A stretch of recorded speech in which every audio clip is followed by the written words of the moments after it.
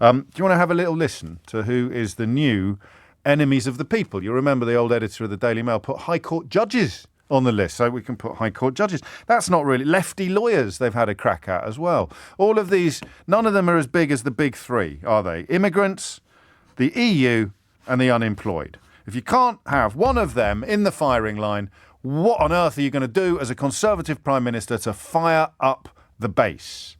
Have a listen. I will not allow the anti-growth coalition to hold us back.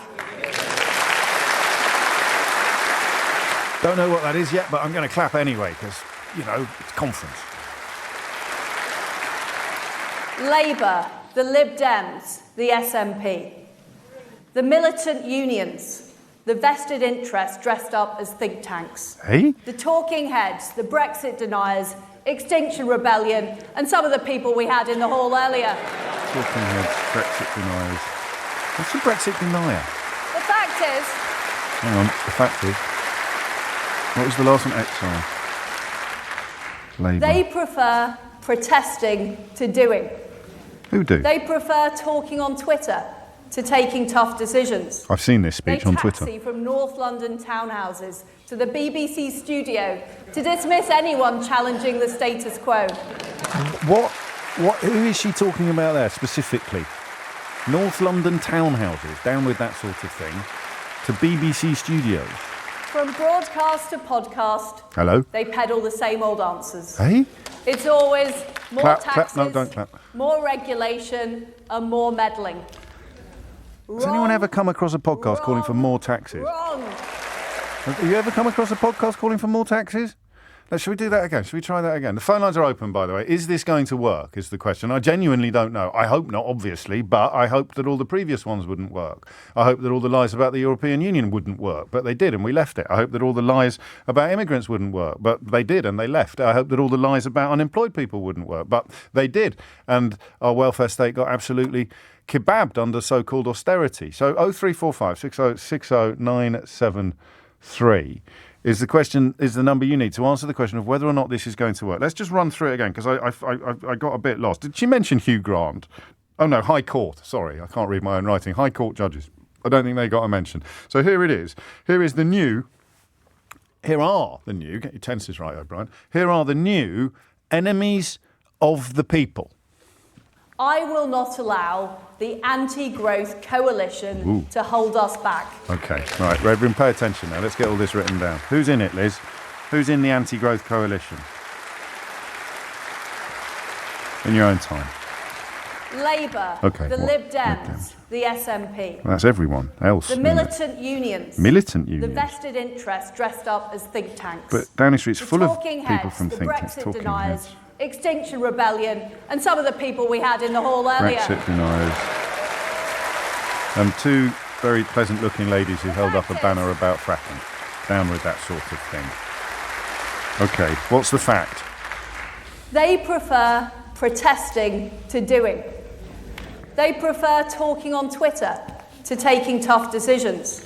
They taxi from North London townhouses to the BBC studio to dismiss anyone challenging the status quo. 12 years in power, you are the status quo, aren't you? Aren't you, though? No? From broadcast to podcast, that's me. They peddle the same old answers. It's always never more listen to taxes, Mystery Hour. More regulation and more meddling. More taxes, more regulation and more meddling. Wrong. Wrong.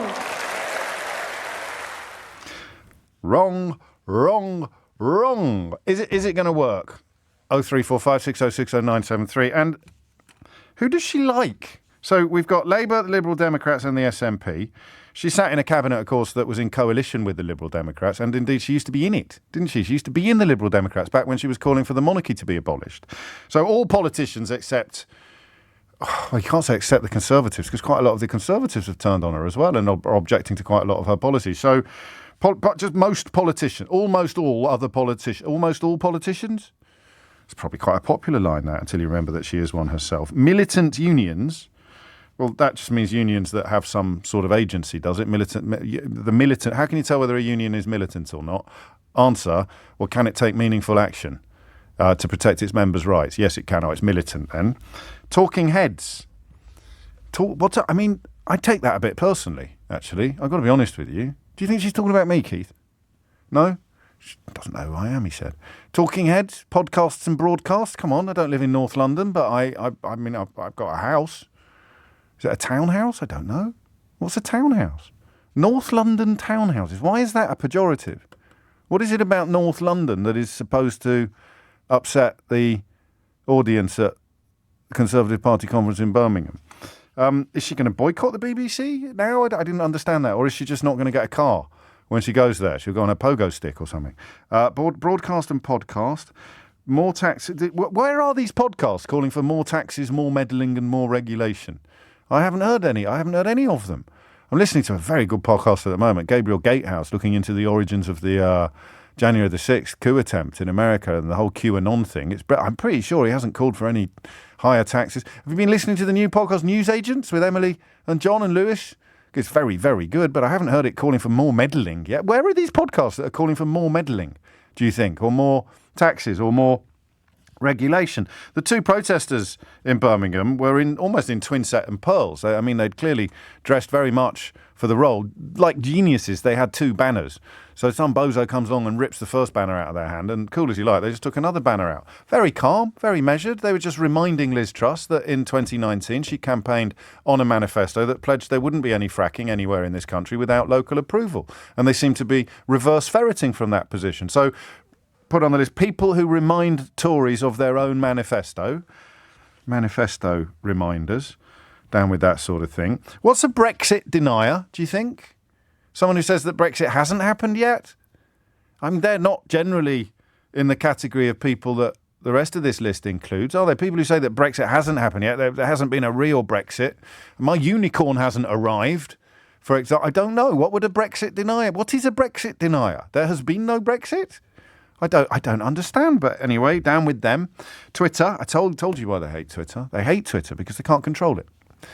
I think it really is that simple. And because relatively articulate people who are not sponsored by press barons can achieve quite high followings, quite large followings. You'd be amazed what sort of Flotsam and Jetsam have got up to 1 million followers in recent weeks.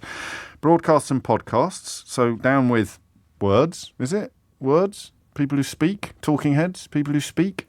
The think tanks, Downing Street is full of people from think tanks. The ones that I think she likes are the ones that are secretly funded, right? So down with think tanks who have transparent funding.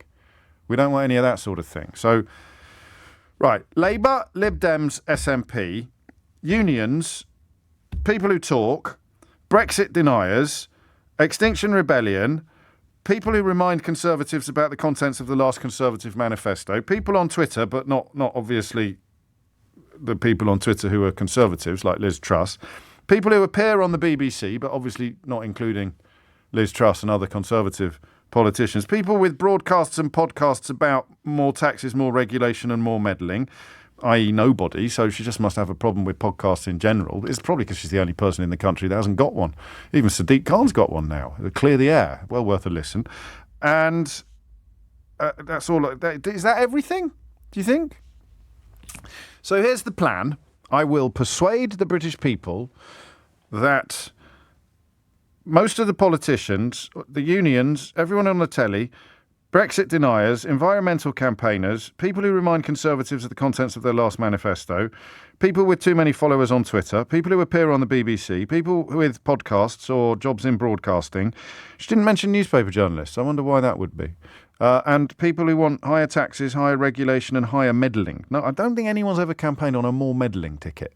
I don't think it would work. What do we want? More meddling. When do we want it now? I can't quite see that kicking off. All of those things are supposed to enrage your Daily Mail reading dad. Okay? Do you think it's going to work?